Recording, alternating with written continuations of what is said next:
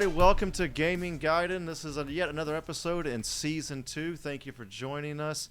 This week, we have a very special guest. We have Kinsey. Actually, Kinsey Burke, right? Yep, that's right. Okay.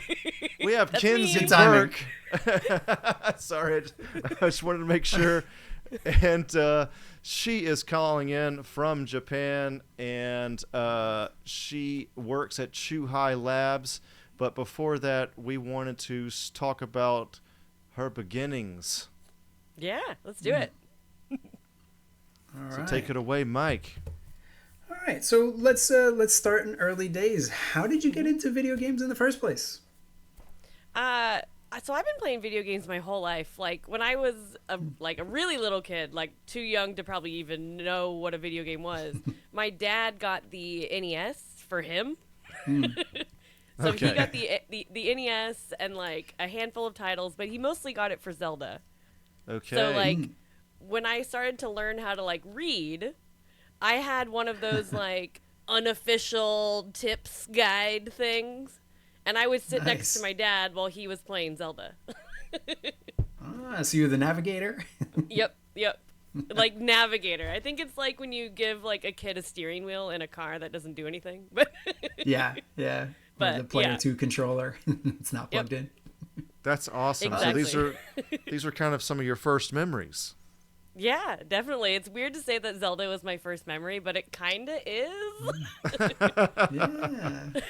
That's awesome. So did you ever talk with your dad about what drew him to it initially? Because in those early days, it was a little bit pretty niche stuff, you know? It still is kind Yeah. of, but back then even more so. Yeah, definitely. When I was younger, my dad was really into computers. So he would like make us little games in BASIC. Oh, that's wow. cool. Like they were like really simple. But it's kind of funny because so my dad, it took him like a while like to beat Zelda, the original. And Yeah. it's funny because he beat it and then it's like, "Do you want to go to the second quest?" And he's like, "Yeah, bring it on." And then you start over with 3 hearts and no sword, and he didn't play video games for years after that. Oh, So wow. he got us all into it and was really into computers and everything. And then he kind of stopped. But I kept playing because he would still get games like from like shareware from a friend at work. I feel like growing up in the 80s, their dad all had a friend who just always had games and VHSs. Yes, absolutely. Yeah. The VHS is, my dad would come home with the tape and it'd have like 3 movies on, what was that, SP or LP or whatever? Yeah. EP. And he'd be like, yeah, hey, I got a friend downtown who put some videos on here. Yep, And I'd have exactly. like Gremlins and something recorded off of HBO with the little intros and outros. Yep, that's exactly what I had. And so yeah, I Nice. started on like really early like edutainment PC games. So I played like all the Math Blasters and all the Oh, yeah. all the like oh crap, what are they called? There's a bunch of like the edutainment games that I played when I was a kid, like Midnight Mysteries or something. But like yeah, all of those, and I had the NES, and then I was a Genesis kid, so I got a Genesis. So like I think video games have always been a part of my life. That's great. That's awesome. Yeah. Your dad was like into programming BASIC. Was he part of the early computing scene in Seattle or something? Or He wasn't. It was more just like a hobby. Like, I don't know if he actually had friends that he talked about this kind of stuff with. Because he did a lot when I was a little kid, when we had our, like, original, like green and black Tandy is when he was Yeah. doing a lot of this. And then, I don't know what happened. He kind of just fell out of it. Because by trade, he was an electrician. So, Okay. not as much computers.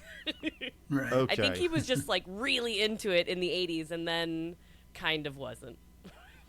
Yeah. Okay. No. Still, that's really interesting. That's great. Yeah. You know, it's I guess it's kind of like my sisters were a little older than I was, and I inherited an Atari from them. But cool. we were really the first generation, you know, so there was no one to show us anything. And just kind of Yeah. found our own way. So it's really nice to hear that it was a parent that brought you into it. Yeah. Mike, I think you're only like 2 or 3 years older than me, but I I completely missed the Atari generation entirely. Like video games, ground one for me, ground zero is NES as well. But my first game, strangely enough, was Top Gun. Oh, nice. Which I didn't. That was one of my like 4 titles that I had on the NES. Really? Yeah. Yeah, that was the first game, and I remember it was okay, but then Mario came, I think, pretty soon after, and so that was kind of the beginning of it. It's a nice jump in quality there. Yeah, huge jump, man. So, was there a moment in your early life where you kind of felt like you might like video games more than the average bear? Yeah, there's actually like a pivotal memory for me. Like, so when I was like a little bit younger than junior high, maybe, I kind of stopped playing games because it really wasn't cool. Like when I was a kid, like it was not cool yet. It was not anything like it is today. And so I kind of stopped playing games, and I was like a horse girl, and I like showed horses and did all that kind of stuff. No horse games? And so like I didn't really play as much games, but I remember one day I came home from school, and my little brother was playing Ocarina of Time. And he was a lot, like, he was 6 years younger than me, so he was pretty young at this time. And he couldn't beat Queen Goma, the first boss. And I was like, oh, I'll help you, you know? And so we beat the boss, and then we went on to Hyrule Field for that, like, first time, where it does the big, like, camera pan. Yeah. Okay. And I was like, oh, my God, like, this is real life. This is amazing. And I was, like, 100% back. And then, like, shortly after that is when, like, the PlayStation 1 came out, and, like, I got, like, all the Final Fantasies, basically, for Christmas. And I was like, I am locked in. Like, and I became, like, super into, like, any, like, Zelda-style adventure game or RPGs. Like, and that's when I was like, okay, this is my life now. So Zelda brought you back. Yeah. I guess maybe if it wasn't for that, I wonder if I would have found my way back to games. At least not in this capacity, probably. Right. Yeah. Okay. And that little bit of magic. Yeah. That's cool. It's weird to see that scene now, though, and I was like, this is it? This is the one that I was like, wow, it's so real. Yeah. Yeah, All kinds of definitely. memes about that. Yeah. It's funny to go back to things sometimes with very different eyes. Definitely.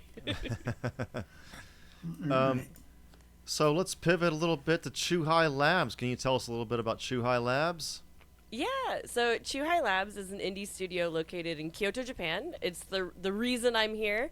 About a year ago, we put out Curse to Golf, which I think is the game that most people know us for. But before that, we also released Carved Snowboarding on the Meta Quest, which is a VR snowboarding game.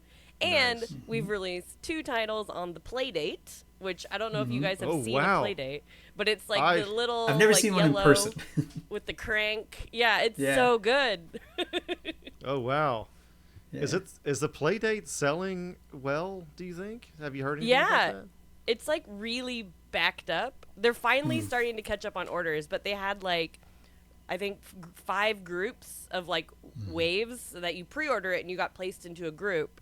And all of these groups pretty much happened in the first like hour that this thing was on sale. So if you ordered 2 hours late, you were all of a sudden weren't going to get your system for like a year and a half. You know what?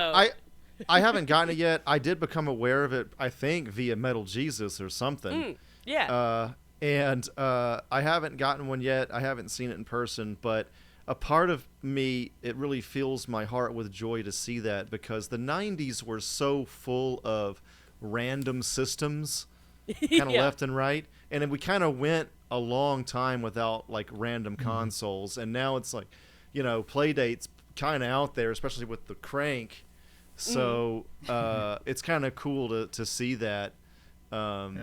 So yeah, I was a fan of that. I would like to get one eventually. It's good to hear they're backed up. Actually, that's awesome. Yeah, it's a really cool little system, and like I know a lot of people were mad that it's not backlit, but when you see that screen in person, like it looks so good. Like they did such a good job for being like, just like black and white. Like Yeah. it looks amazing, and it's just such a fun little system. And what people have done with it, like you can even see from like the launch games to the games people are making for it now. It's like a generation has passed. Like Oh, wow. people are pushing the limits of that hardware already, and it's really, really awesome to see. Yeah. It's easy to program for. Yeah, it's actually not too bad, and a lot of their stuff is open source. So like you can download Pulp on Okay. their website right now, and you can start making a Playdate game. And you can also download like the simulator, so you don't even need a Playdate to start playing your Playdate game or any Playdate game. Yeah, that's great. No, it's definitely it's very much the indie device, and Yeah. and I recognize that it's a lot of the similar ethos to Nintendo of sort of lateral thinking with affordable technology, Yeah. rather than we're not Yeah. looking for the cutting edge here. We're gonna do something interesting and different. Yeah, definitely. It's really cool what Panic has done with the Playdate. It's been really awesome to see and really like inspirational because like all these people are just making crazy things with it. It's really cool. That's awesome, man. So you're a producer at Chuhai.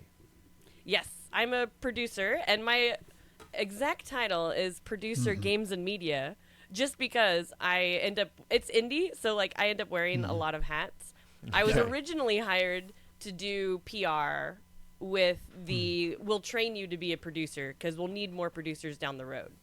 Okay. And so I started like just pretty much making all of our, I'm not sure if you've seen them, but we make Yeah, like yeah. crazy videos and stuff for all of our Yeah. announcements that don't always make sense, but like in the best way. Yeah. Yep. No, I checked them Yeah. out. So what does it mean though, right? So what's your day-to-day look like as a producer? So I feel like producer in the industry is like kind of this nebulous term because like it is so different in every company. Like in a lot of companies, it's more of like a project manager. So like Okay. my day to day is like in the morning we have our daily stand up where we all talk about like our tasks for the day, and then like I'll be the liaison between like the team and the publisher, or the team and the merch company, or the team and whoever. So my day's a lot of emails and a lot of spreadsheets. Okay. And kind of keeping track of like everybody's progress, kind of. Yeah, like everybody's tasks, like the project as a whole, like, and basically where we're at with everything having to do with the project, including like the budget, any like partners that are involved, or any contractors, keeping up on all of their like invoices and Okay. exciting Okay. stuff. So yeah, it's a lot. It's, That's But- awesome. It's great because being on such a tiny team, because like Chuhai Labs is probably 17 people now total, but the Okay. golf team is only like 4 of us. Okay. really? Wow. Yeah, the golf team's pretty small, and then like when we were in full production, there was a few more people that we had as contractors. But for internally, it's only 4 of us, and one person was just recently added to our team to help with programming support. So for a lot of the project, it was really 3 of us. So I Oh, got to man. be like the like PR producer and the QA department, and then I also got to do level design because they didn't have anybody, so it was me. That's amazing. Props to you all. That's great. So That's It awesome. was really, really fun, like, development for that game. And, like, Liam, the creator of the game, he is amazing to work with and super creative. And, like, our programmer, Sean, he, like, has done amazing. Like, he was, like, hired as a junior programmer and then ended up being the only programmer on golf. Okay. So he did absolutely amazing. Wow. Went from junior to lead very quickly. Wow. Wow. All right. I actually have bought Curse to Golf and Halloween Forever. Yay! Yeah, you got my bucks, my Nintendo bucks. So- So how'd you get this gig? How did you become a video game producer? That's a really good question, because I feel like a lot of people ask like tips for getting into the industry, or like how did you get into the industry, and like I feel like everybody's story is so different. But like Yeah. for me, like I I actually went to school for science, so Okay. not okay. video games at all. And I worked in like a soils lab for construction science for like 10 years. Wow. Okay. And while I was doing that full time, I basically had a side gig where I started working with Tinsley PR, which is like a PR company that works with video games. And so I started working with that company and did a few gigs. And then I started working gigs with them for Devolver. So then I met the Devolver people, and they were wonderful. I consider them my first like games industry family. Like it was Okay. an amazing company to work for. So once I started working with them with PR, I started working for them for events. So I started being the person like during the day at things like PAX, like running the merch booth. And then at night, I was the one who made all of the like dinner reservations and hotel stuff for all the people. So This is do everything. It's yeah. It's And that so Call from of Duty that- meme for me. Was Yeah. it Ramirez, do everything. Yeah, and it's funny because I guess I skipped one crucial step, which is I got my PR gig because I met someone on Twitter in Seattle, and I went to a party, and it was all games industry people. And at the time, I was volunteering for a small retro convention in Seattle as their PR person, even though I didn't know anything about PR. I was just their PR person, like, because they didn't have anybody. Oh, wow. And so I was at this party, and someone's like, "Oh, you do PR, right?" And in my head, I was like, "Kinsey, this conversation can go one of two ways." Like, and I was like, "Yes, technically, Definitely. I do. Definitely, I can do it." You know. So she's like, "Oh, great. I have this gig that's coming up that I can't do."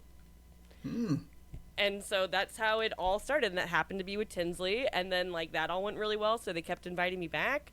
So like Twitter was like instrumental to me getting into the games industry, because that's also how I met Mark, who is our head of biz dev at Chuhai Labs, and he's the one who originally reached out to me about having a job at Chuhai Labs, because I had done YouTube videos on Japan and like talked about wanting to move there eventually, and I was like kind of working in the games industry already. Yeah. So the stars just kind of aligned and everything worked out. I had an interview and I somehow passed it, and and now Well, I I'm mean, here. don't sell yourself short. You know, you weren't kidding when you said you do work in that field. You can do it. And you did it. And here you are. So props to you. Thank you. That's great. That's awesome. And the pronunciation is Giles Goddard? Is that how you say his Yeah, name? Giles Goddard. Giles Goddard. So he was working at Nintendo and then just kind of went on his own and started Chuhai? Is that how it worked, basically? I mean, pretty much. Like, so, yeah, Giles Goddard is the CEO of Chuhai Labs. And so he started at Nintendo because he was the lead programmer on Star Fox and went on to make, like, Wild Tracks. Oh, See, crap. he's the Yeah. the British guy that Yeah. was in the documentaries? Yes. Oh, man. Okay. And he said in the documentary that they didn't know that they were going to add animals to Star Fox, because for him it was just a space fighter sim, and I don't know if it was him or his buddy, but like either he or his buddy didn't like that. Like it seemed like. Yeah, I think Giles has told me before that he thought. Do you remember like the actual like real animatronic looking ones that they had for ad campaigns? He's like, I think those so, were yeah. real, and they were No, I didn't see them. horrifying. I tweeted at one of them. I think of the other guy that was okay with it. But I said I think it was absolutely the right choice. I'm a fan Yeah. of Star Fox. I liked it. I like the whole vibe. I think having yeah. the characters really helped. Yeah, I can definitely see how someone at the time would be like, "Wait, why is there animals? This is like a space fighter sim kind of thing," Yeah. you know? But Yeah, in the end, it it's was- totally the right choice, and it is very much a Nintendo like thing now. Without that, I think it wouldn't have had the same like personality. No, absolutely not. for It sure. worked out so well to have that. Yeah, That's like Yeah. the classic divide in traditional, stereotypical gaming taste between the West and Japan, whereas Japan always had a preference, even going back to Pac-Man, for kawaii Yeah. the kawaii look, and America and England and the West in general, again, just broad strokes here, like sort of stayed away from that and wanted badass asteroids and just killing and stuff like that. So when I saw like that interview of whenever he said that, I was just like, oh, there it is again, the classic divide. Yeah. But that's cool. I didn't know that. Yeah. Okay. So he stayed with Nintendo through about GameCube, because I believe one of his last games working directly with Nintendo was around the Doshin the Giant kind of era. Okay. Yeah. And he then went and started his own company called Vitae, and it was Nintendo's second party. Okay. Yeah, All so right. he did a lot of more like WiiWare and 3DS eShop kind of stuff for a while. So he did like Rock and Roll Rest Climber. in peace. Yeah, right. And then he also got to work on oh crap, what's it called? The submarine game on the 3DS that was a Steel Diver, I launch think title. it was. Steel Diver, that's the one. Right. So Vitae did that. So they were Nintendo's second party for a long time. And then they made what they called Vitae Backroom, which was the same company, but they could do whatever they wanted. They weren't bound by the rules of Nintendo. Okay, got it. So he wouldn't have to put like a frog and a fox in that game. Right, exactly. Yeah. So I think this is Thank just God. his like very slow move away from working directly with Nintendo. Yeah. And then So- eventually, like Vitae Backroom was rebranded as Chuhai Labs. Okay. Great name. I love that name. He's been in Japan you. for a long time now. Yeah, like over 30 years, I believe. Oh wow. Yeah. Yeah, I love Chuhai, man. Thank you. Yeah. Like the drink and the company. Yes, Yeah. indeed, of course. No, that's the thing too, yeah. When you take something that is much beloved as their namesake, a lot of that transfers over. That was I Yeah. usually got myself a nice little grapefruit Chuhai. It's good stuff. Yeah. Yeah.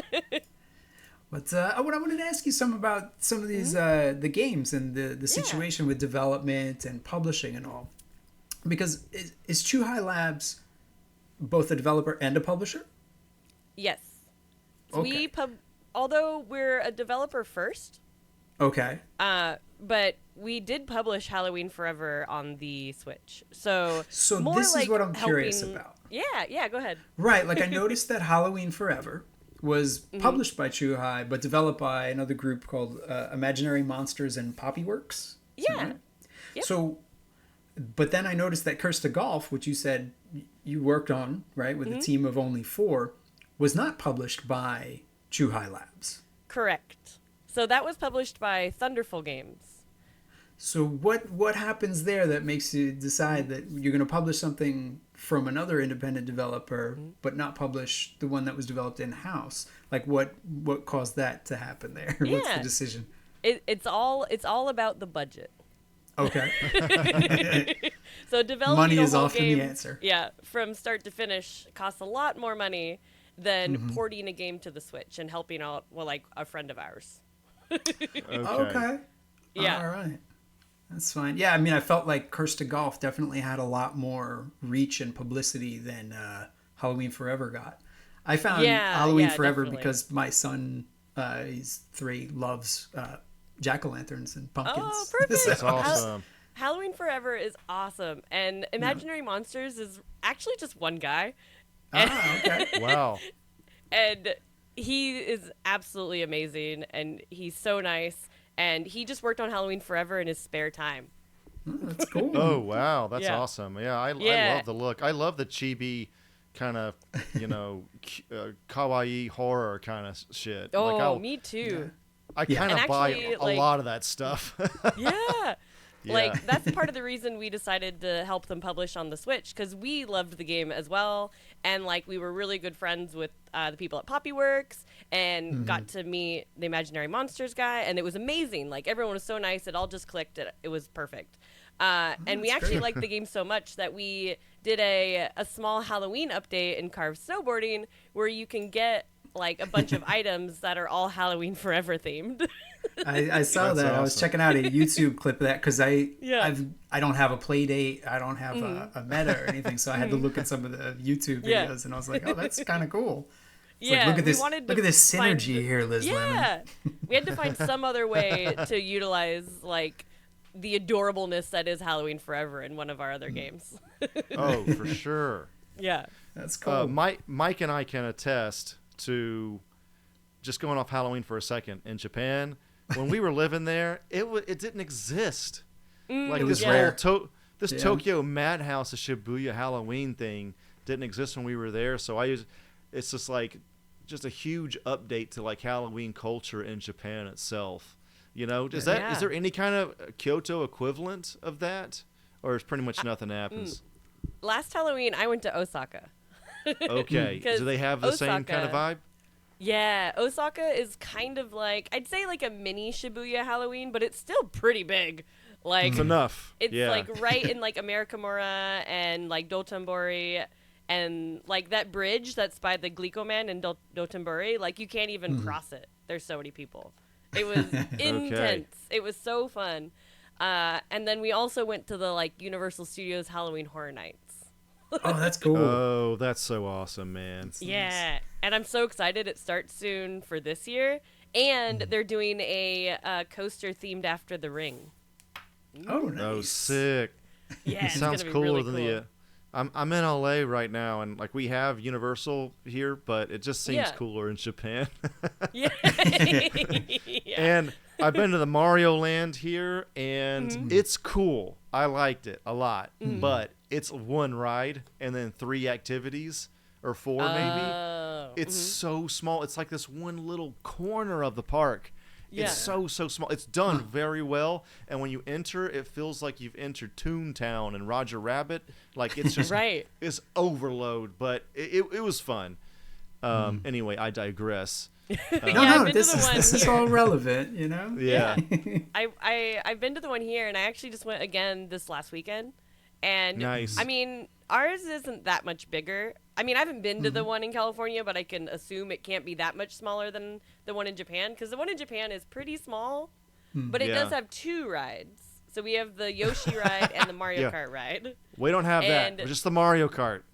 Oh, wow. I mean, the Yoshi ride, I went on it once. It's really cute and it's really well done, but it's like the slowest ride on the entire planet. Oh, Like, okay. It's a it's little so kid slow. ride. Yeah, it's for kids. And it's Yeah. half indoor, half outdoor. So, like, when it's like 100 okay. degrees outside, I'm like, no, it's okay. So Just that's the Snow White ride, kind slow of. baking. You know? I gotta think tell you though. I think Snow Go White ahead. is faster than Yoshi. Like the like Yoshi's supposed to be scary fast in adventures Mario of, Kart. Yeah. It's got the best acceleration, at least. Yeah. One thing I discovered with the Mario movie coming out this year and going to Mario Land, people talk about Disney adults. I gotta say, I'm probably a Nintendo adult in that way. Like Me too. whenever I see the merch for all the Nintendo stuff, I want to buy like all of it. You know, I see you got the star in the background of your place, and Yeah. like all that kind of stuff. I love it. Like when I go to Disneyland, like it's cool. I grew up like everybody else watching Disney, but it doesn't. I don't know. It's just because it's video games. I'm just more into Nintendo, for sure. You know, and Mario stuff. Yeah. Yeah. Yeah, me too. Like even like I'm almost 40, and when I Yeah. went to the park this weekend, they had added all the Pokemon stuff. So there was like Oh, Pokemon yeah. in the parade, there was Pokemon snacks and merch and all that stuff, and previously they didn't have any Pokemon. And I like Oh, really? Oh, I like wow. got Pikachu ears, and I got like my Pikachu Pizzamon, and I was like the happiest kid on the planet, and I'm like crying, like hugging Pikachu, like. So I Yeah. get it. Yeah, they're the best rival to Disney. I feel like they Yeah. really Yeah. are. Yeah, that's always been the thing, and I feel like everybody kind of knew it all along, but it's only recently that we're talking about these sort of, 3 companies set to rule the world, basically. Nintendo Yeah. is one of them. It's Yep. it's Yeah. there. Disney knows, like, there's no, you're not going to compete with them in that arena. What's the point? Yeah. I know. I hope they For had sure. something Pokemon in the park like land or ride wise, because I feel like that would make a lot of sense. I know they're It'll- building. It'll be there. Yeah, they're building the Donkey Kong land right now. Oh, but wow. Oh, nice. Should definitely do Pokemon. Is it a little New Donk City? Yeah, Dog I think City. that'd be so cool. It's a funny name, but it's just like, who translated that? Like, whose idea was New Donk City? It's just so good, funny. and I it's love all like normal ass people. Like, Yeah. and then Mario's like only goes up to their waist, and he's all small and chubby, and it's Yeah. great. I There don't are know a why lot it's of- so weird. A lot of odd design decisions in Odyssey, and I loved them all. I was fine with it. Yeah. Yeah, I me loved too. Odyssey. I couldn't stop playing till I beat it. Yeah, that was like Yeah. the last Yeah. Mario game that I was just like, this is amazing. Like, I hadn't felt that feeling with a Mario game in a really long time. And Odyssey just Yeah. felt so good. Although I did, like, I feel like every time I think of Odyssey, I think about how much I absolutely loved it. And I always forget the terrifying rabbit family that I don't know why they're there. And they're so scary looking. And I just don't think about them. They're not part of my experience. I thought the whole Cappy thing and being able to, become Yeah. other characters so cool. Like for me, just talking about video game design, I'm not a designer or anything, but I've been playing video games my whole life. And like one of the biggest draws to me has always been power-ups. Like I want a cool power-up. Yeah. I want to change or transform in some way. Mario, you've had like the fire flower and all that going on.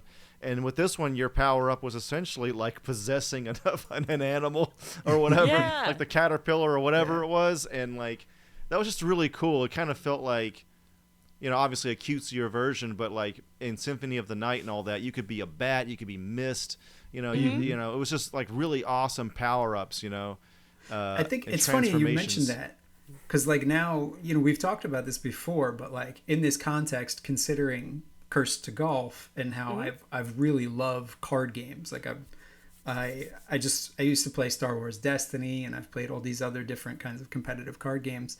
Is like each card breaks the rules and is a cool power up in its way. And so like I think about that now, Right. in terms of Cursed to Golf, and like you play your card, your ace card or whatever, and it's like your little power up, even if you Yeah. don't turn into a raccoon. It's, Yeah.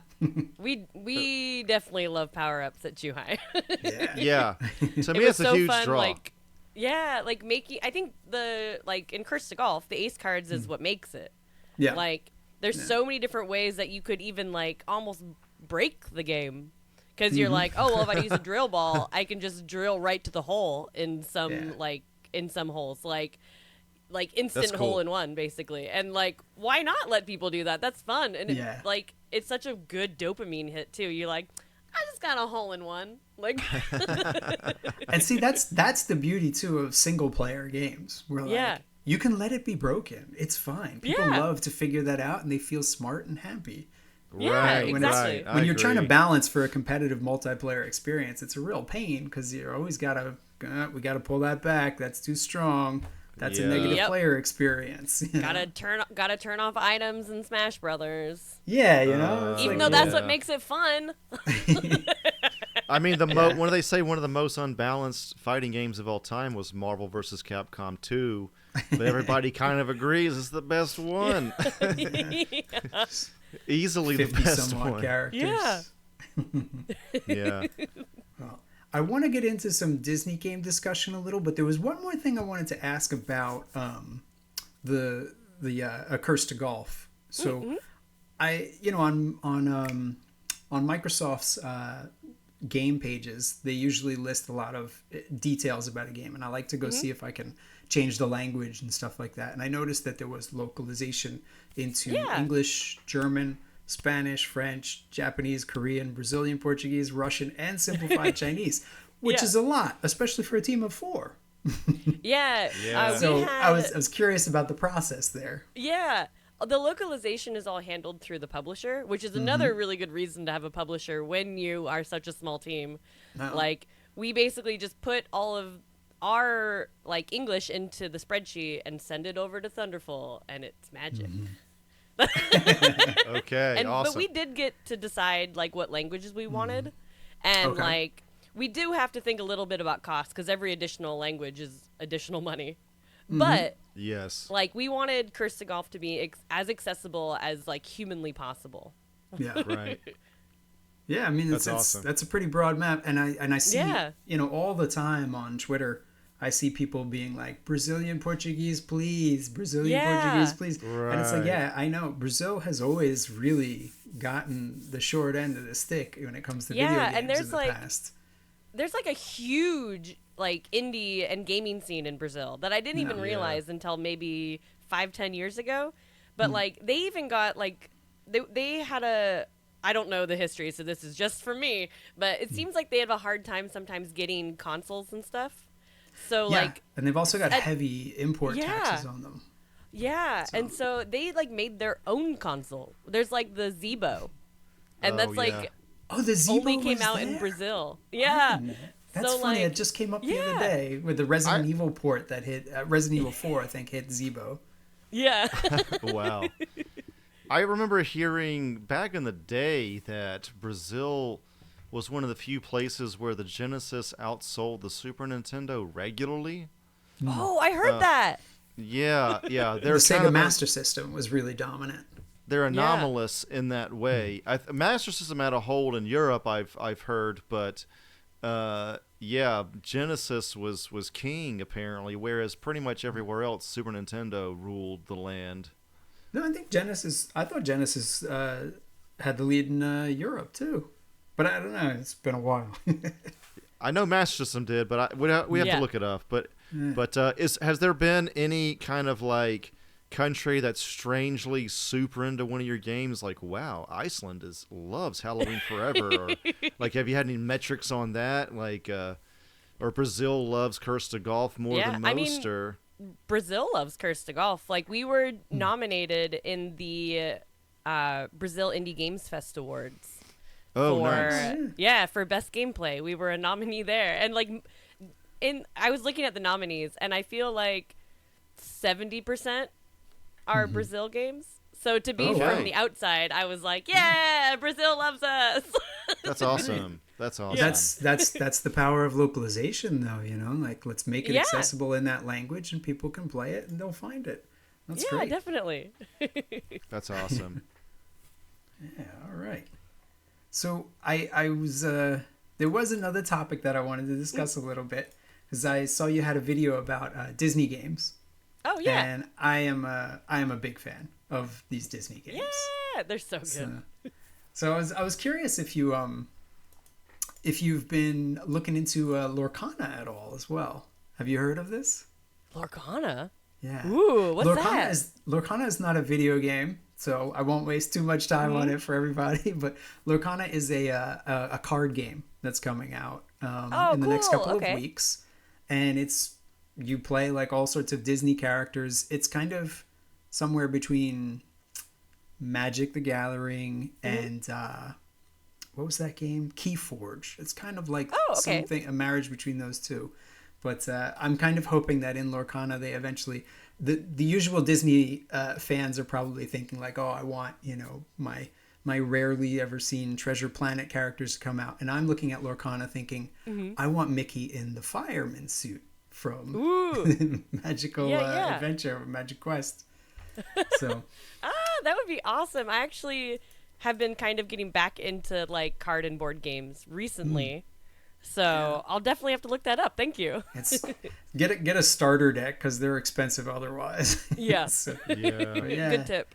No, I saw that you had all that stuff there about the Disney games, and I just really enjoyed it. And want to let you know, hey, there's some other fans out there.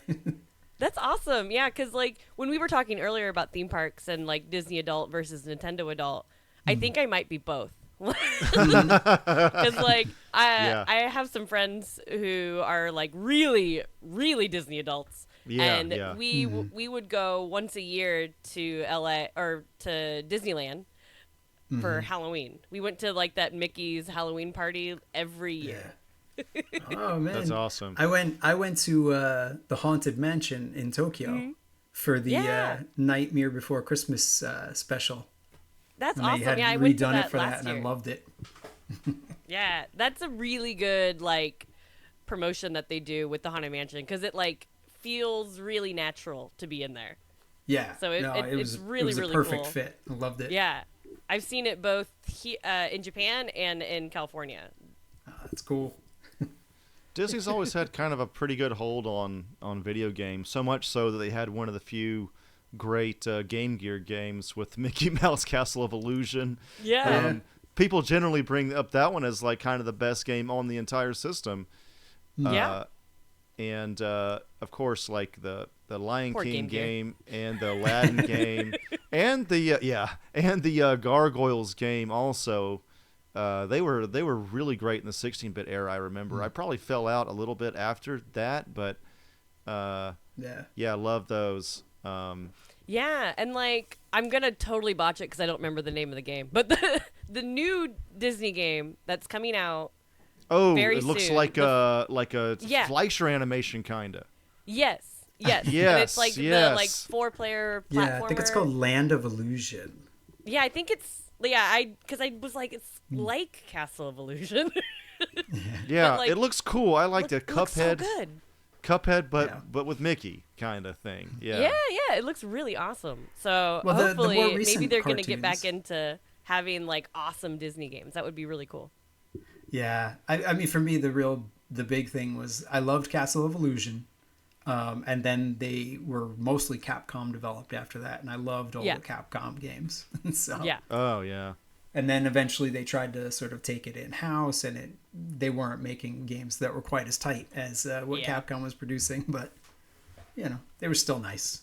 Yeah. So we'll see with this new one. Maybe they're back. We'll see. Yeah, I would like that. All right, so now we'll pivot into Japan talk.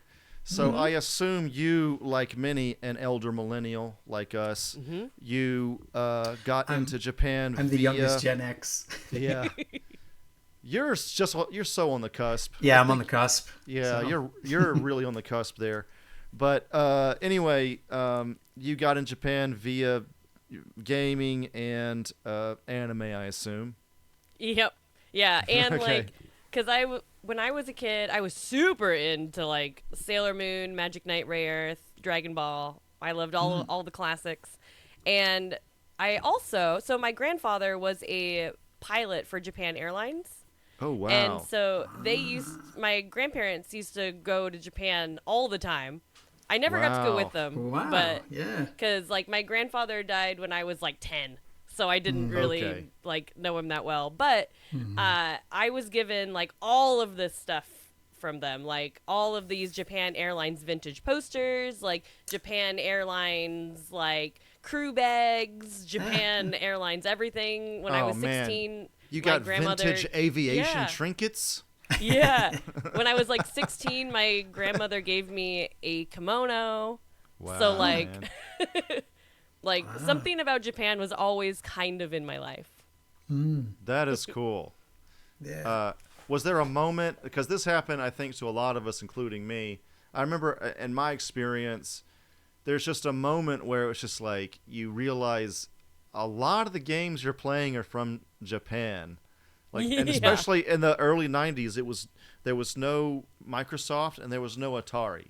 America kind of not in the picture as far as consoles. Sega, Nintendo, and then Sony, and PlayStation came out before Xbox, I believe, if I remember correctly. Yeah. So it's just three Japanese titans in our lives. Yeah. So did you would notice that as well, or did you I connect did. gaming in Japan kind of early on? I did a little bit because I remember the first time I saw a Japanese Pokemon card. Okay. And I was like, okay. oh, wait. Like, all of a sudden, like, pew, pew, like, all these connections are Yeah. being made. And then I was like, I think I'm going to collect Japanese Pokemon cards. Like, That's so cool. Nice. So you have now been living in Japan for over a year? yeah, almost a year and a half now. Year and a half, all in Kyoto. Yep. So Kyoto is incredible. If anybody listening or watching doesn't know, but I assume you really enjoy it.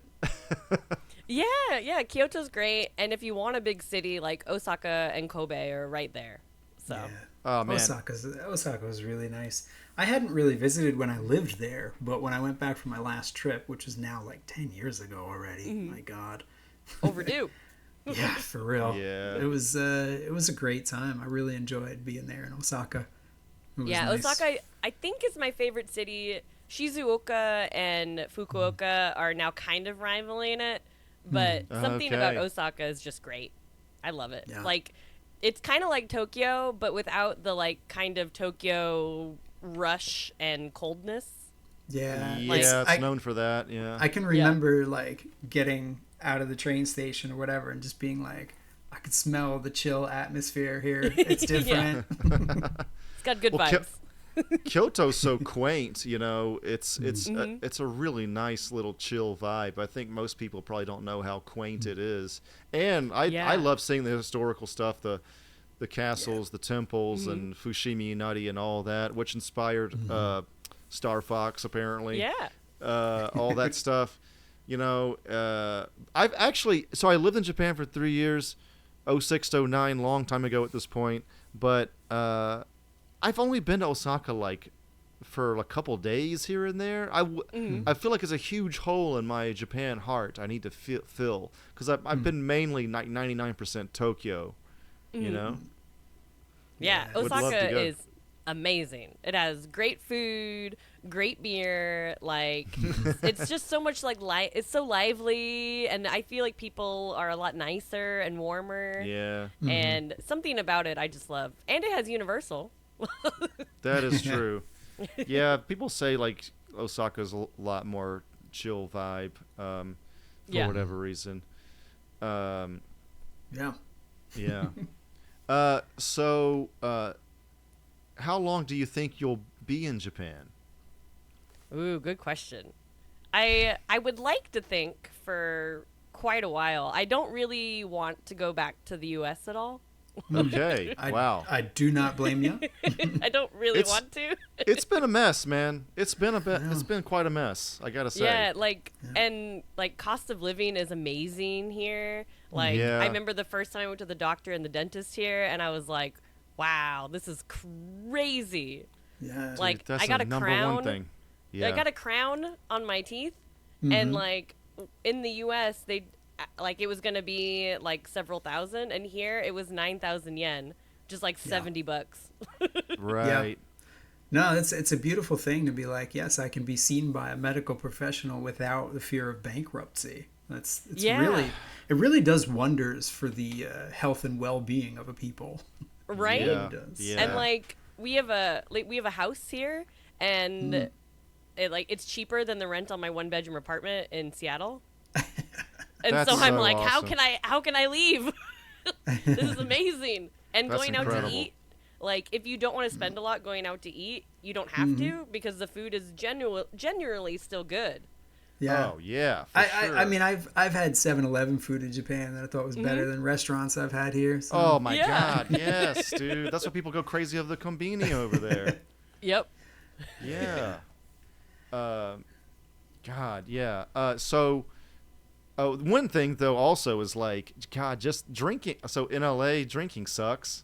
Like it's just like after living in Japan for a while, you know, the drinking culture is just so much better. Not that I'm trying to get drunk all the time, but you know, it was just, I don't know, just I guess because the train and everything was just so I was much gonna say, better. one of a main factor there is always like how you getting home. You know, if you can Yeah. walk Yeah. home, it's great. If you can take the train, that's cool. If you've got to drive, it's not looking good.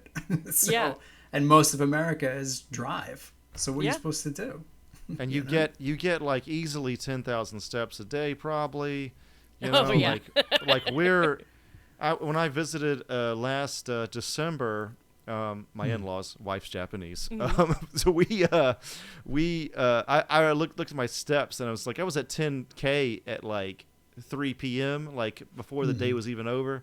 Here I struggle to get 5 every day, 5,000. You know, Yeah. so. But anyway, how's your Japanese? Ooh, it's a little rough. Like it's embarrassingly rough for how long I have studied Japanese. Like, well, I took it in high school, which was Okay. a long time ago, but I remembered like some things. So when I started studying again, I already knew like basic vocabulary, all hiragana, katakana, maybe like 100 kanji. So I was like, yeah, I'm ready. You know. Yeah, yeah, yeah. I wasn't. And I have a class. I have a tutor once a week, which is not enough. But when you have a full-time job, that's about all I can do. So Yeah. I think it is getting better, but I'm still probably like in 5. Yeah. You're in 5? Okay. I mean, probably better than that. 100 kanji. That's at least in 4. Yeah, true, right? Yeah. I can order at a restaurant, no problem. I can read about 45% of a menu. That's something. Yeah, So- it's definitely amazing because I think about my time there, and I studied more than most of the folks around me early on, but less than some of the guys I knew who were just like top notch. Yeah. And I reached a point where it was just kind of like, yeah, I got enough. I'm fine. Yeah. I'm getting by. I'm doing everything. I've got enough language to go snowboarding. I've got enough language to go check out the sumo matches. Yeah. It's fine. But like, I really wish I had done more because the amount of language you can absorb and just improve with while being immersed there is just so much better than studying from your living room at home. Yeah, definitely. In America. And there is a lot of things I didn't think about right away either, like as far as what I would need to use my Japanese for. Like at the ward office in Kyoto, nobody speaks English. So like, and if I was in Tokyo, it would be very different. But like here, so when I have to go change my address, It wouldn't be that much different. like, or if I go to the doctor, trying to find an English speaking doctor is kind of difficult here. It is a little bit easier in like Osaka or Tokyo, but Kyoto is really small. It's a lot smaller, I think, than people think. Like when you were saying it's quaint, it's very much quaint. It's not like a big city. Yeah. Just one of the I mean, biggest I understand companies they in have- the world are there. They have Yeah. restrictions about construction there and everything too. Yeah. To maintain. So there's no it's historical. skyscrapers. Yeah. Oh, yeah. Well, you got to whenever you have all that history there, Yeah. I think. So, what about your partner? And, Yeah, and so- his experience with the language and adapting to the culture, because you've come for this job. How's he adapting to all of this? So when we moved, he spoke 0 Japanese. And so we actually got married during COVID so he could come with me. Yeah. Because we've been together for like 12 years. Like, we were probably going to get married eventually. It just wasn't really either of our priorities. But so, might as well do it then so he can come with me so that he can get a visa. Yeah. He has been my full-time house husband. So That's so cool. That's that we what can I'm doing right now. yeah, I'm not gonna lie, it's kind of great. Like, he does all the cooking, cleaning, laundry, grocery shopping, everything like that. I think he's really enjoying it. His Japanese is still about 0, Oh, wow. but he can order a beer, so that's Yeah. he's pretty chill. So he's like, I'll figure it out. But I think he likes it a lot. I'm pretty sure there's a helpful guide to this sort of lifestyle. I think it's called The Way of the House Husband. Yeah, can I pick tried to up- get him to watch it because I was like, look, it's you, minus the Yakuza stuff. But like, Oh, yeah. He could learn all Yakuza Japanese and then oh, not that would know. be so cool. He's a house husband in Japan. It's like the best Yeah. thing. Yeah, definitely. And like he goes to like all the like hard off and book offs like once a week because Oh, he's that's fun. also like a big I collector. miss that. So yeah, he does that Oh, my all the God. time. I Man. miss it so much because there was so much stuff that was just like readily available. It was obviously Yeah. produced in greater numbers in Japan, sold more, and when people got rid of it, it was in better shape. Than Yeah. what I would Oh, see yeah, when I would the go into a used game shop in America. Yeah, yeah.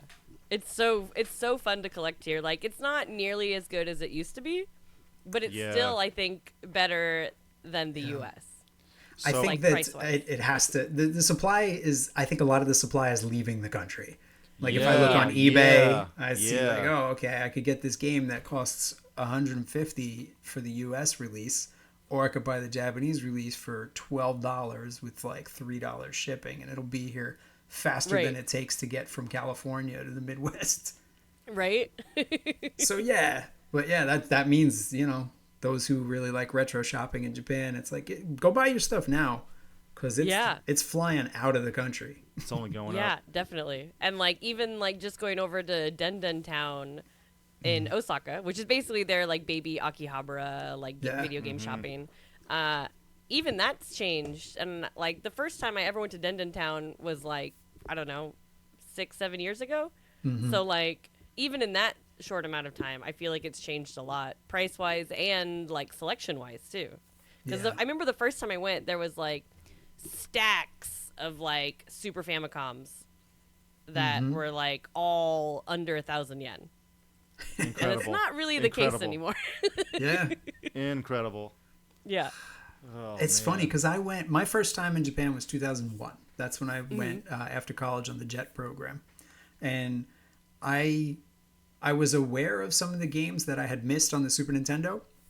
So I was like, yeah, someday I'll learn Japanese and I'll play these. So I went and I got like boxed copies, complete in box of, that wasn't even a term then, as far as I knew. It's like, it's got the box. Usually you just throw this away because it's made of paper. Like, why would I do anything with this? It's got the box. But I got Chrono Trigger. I got Dragon Quest 6 and I got Final Fantasy 6, and I was like, yeah, this will be great. Someday I could sit down with these. And I just got them out of my storage unit last year to start playing them. Perfect. But like at that time, I remember thinking like, oh, this is expensive in America, because even at that time, they were more than the usual used game. But I bought them in Japan probably like 600 yen a piece back in 2001. Yeah, totally. It was just like, yeah, that's cool. They're my nice little ornamental things right now until I learn some more Japanese. Yeah. And I didn't play Chrono Trigger in Japanese until I think it was 2022 in the beginning of the year, which is kind of crazy. But yeah, I've been studying a while, just not doing great. That's awesome. When I first went to Super Potato must have been 2004, when I first visited Japan, just visited, didn't live there yet. That would be 2006.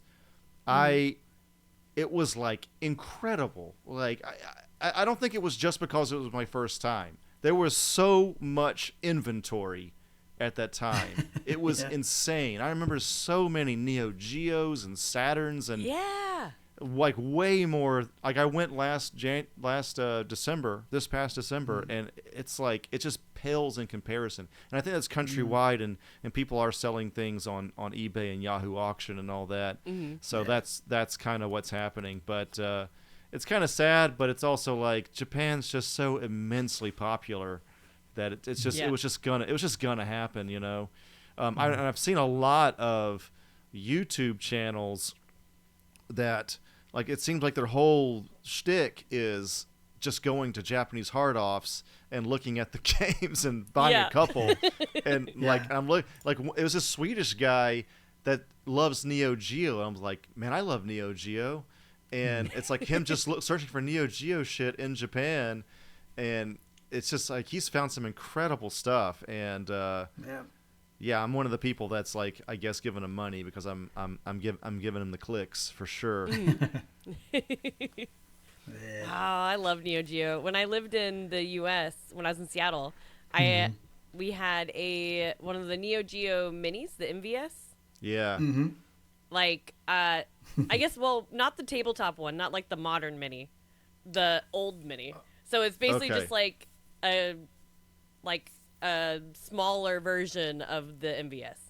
Is it the one that had like the portable system plugged into it? Nope, it's older. No?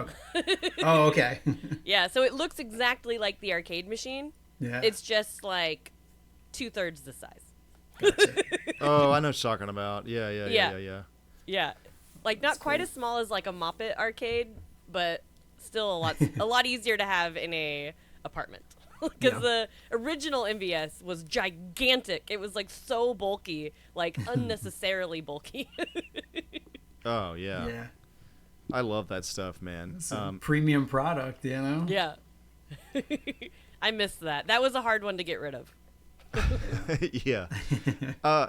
So the next kind of topic and our last topic is just your Metal Jesus connections, and I'll connect it also with the Neo Geo stuff. I've always, and I don't know. I know you might not want to speak for him, but I just kind of want to ask anyway. It always kind of felt like he's not super into fighting games and not into Neo Geo. That video he made on it called "Expensive as Hell" kind of came out kind of way late in the game, and it was somebody else's collection, kinda. So yeah, he's like, he always talks about he loves shooters, but he's not super into fighting games. Basically, it always feels like that's John Hancock's thing. Right? Yeah. Yeah. One thing that he's really good about is if he knows that he is not the expert on this topic, even if it's something he wants to talk about, he'll always bring on somebody else who is like really into it to like bring that energy and to bring that knowledge. And like, I feel like in some videos he wants to bring people on because he's like, no, they're the ones who really should have a stage for talking about this. Yeah. Because it's not my thing, and that's okay. No, yeah, that is cool. Like, yeah, you can't be into every genre. That is true. That would be expensive. That is true. Yeah. Yeah, with shooters, like I always played them. I liked them, never hated them, never disliked them at all.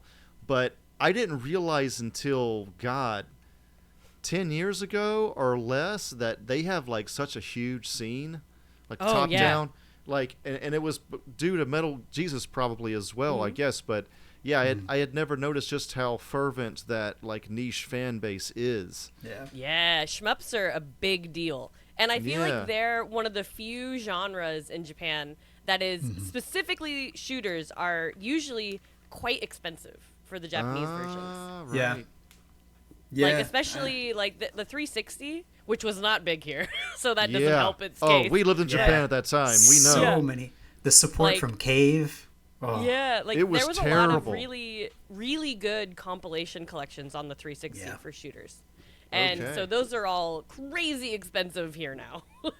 Yeah, I remember like everything, that genre always had like the most expensive games sitting on the shelves. And, and a lot of times I'd be like, oh, I've never even seen this one. But and that's one of my 360, it was great. Yeah, that's one of my husband's favorite genres as well. So he's always looking for those. And sometimes he'll be like, there it is. And he'll get it and he'll look at it and he's like, wow, that's a lot of money. Yeah. Maybe this wasn't my holy grail. Whoop, like, put it back. That's how I am with Neo Geo. Like, I'm a huge fighting game fan, love Metal Slug, love the whole, almost every game on the system. But as everybody knows, the carts are just so expensive. The system's expensive. Yeah. The CDs are a lot better. But like I don't want to buy a Neo Geo CD. If I'm going all out, I'm going to get a Neo Geo CD Z at least. And on top of that, they all, I don't want to like promote this too much in an open forum, but they all emulate so well, you know. Yeah. Well, there's all the legitimate emulation options from Neo Geo. That's one thing I gotta give them credit for, man. Is they make their stuff available, and I really appreciate that. It's on Prime Gaming or whatever now too. King of the Monsters and all that's on there. It's like almost every system. You could just be like, yeah, I want to get KOF 95 or 98 or whatever. And it's there for like $7 or whatever.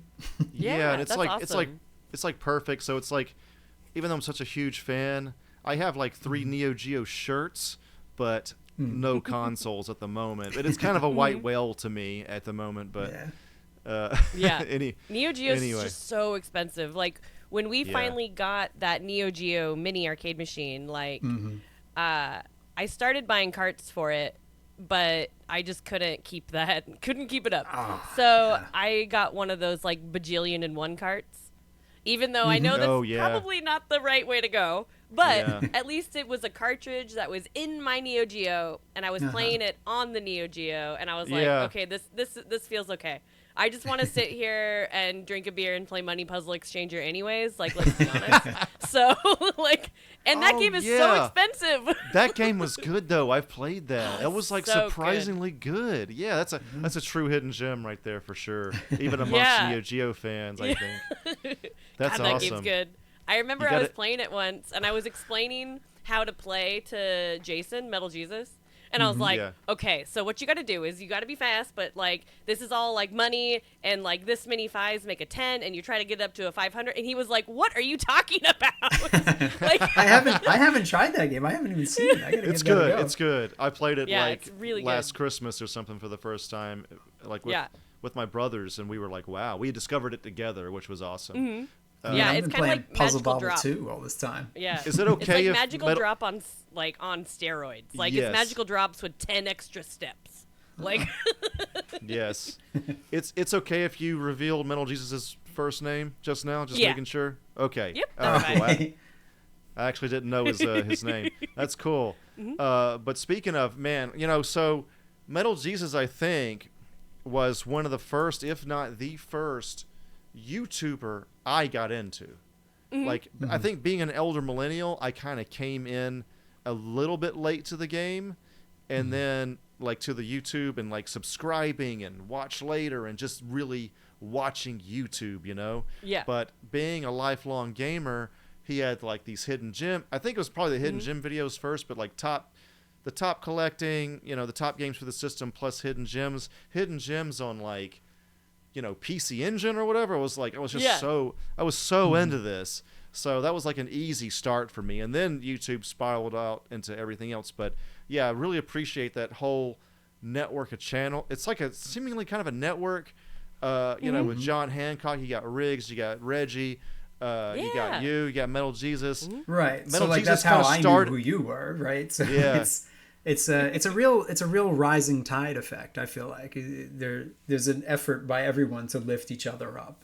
Yeah, definitely. Yeah. I really appreciate that because before that really came along, there was a lot of that sort of angry gamer kind of thing going on. Yeah. It's like Angry nerd let's have a gamer, nice, whatever. refreshing, Angry video game positive nerd. approach here of supporting.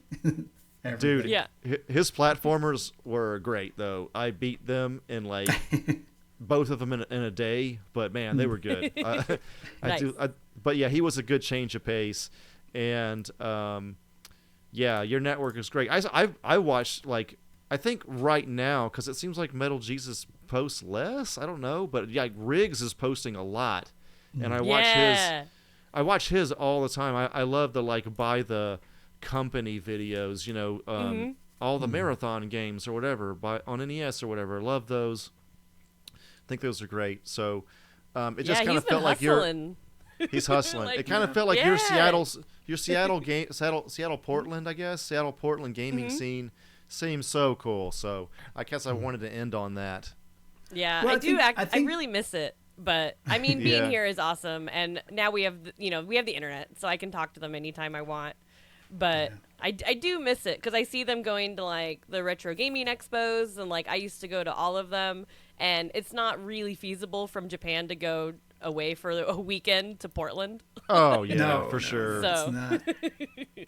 Feeling a little bit of FOMO, but I'm sure it goes the other way too when people see my pictures. Well, you're in Kyoto, so nothing to complain about. Yeah. Every meal's incredible. you Yeah. know? Before we wrap up here, though, I was wondering, is there anything you could tell us about the direction where Chuhai Labs is going next? Or is that all secret? Good question. Chuhai Labs is gonna keep getting more fun and weirder, and like we have really awesome things on the horizon. I wish I could tell you guys more. Yeah. No, I Oh, appreciate man. it. You guys cover a lot of different hardware platforms, and a good showcase of independent style. I really feel like independent developers are picking up where the AAA publishers really won't bother to tread anymore. Let's just have dude. some Yeah. good, fun, interesting Totally. games that Like, aren't I'm going to sure- break the bank, but they're I'm going to sure in give the you future plenty of we'll value. jump like hardware platforms a lot, mostly because like we've done Playdate, we've done VR, we've done Nintendo Switch, like kind of jumping around a lot because like Giles, our CEO, he loves innovation and like experimenting with new ways to do controls in like a different intuitive way. So I feel like we're never going to be like niche. Like I mean, like we're never going to be like that company does VR or that company yeah. does this. Like it'll always, I feel like, be jumping around. As long as he's a part of it, it'll definitely be that way, I think. As long as great. there's no animatronic foxes and rabbits and shit in it, he's fine. Right? As long as that, we're cool. No, but yeah, innovation and like I feel like, and I think Tim Rogers brought this up in a video a couple years ago or something, but he was saying that like video games, and this is probably where indie games can shine, I think. And again, I'm Mm-hmm. jumping off of Tim Rogers, but like there should be just inherently wilder concepts, like dragons riding on motorcycles or some shit, you know? Yeah. Like just get fucking crazy with it. That's what we Yeah. want. The AAAs, they're all conservative, man. They're just doing like 3 Spider-Man games a year, you know what I mean? Which is cool, love it. But like you can get Chuhai made a horror golf game. Yeah. Yeah. You know, Yeah, like just 'cause, like, more why like not? wild shit like that. Literal like dartboard shit, you know, like what Yeah. you know, just wild combinations. Yeah, I love it. Yeah. So I that's agree. great, man. So props, much respect to Chuhai Labs, and we look forward to seeing some more stuff from you guys. Yes, look forward Thank to it. you. Thank you for joining us. It's been a pleasure. Yeah, thank you so much. This has been a blast.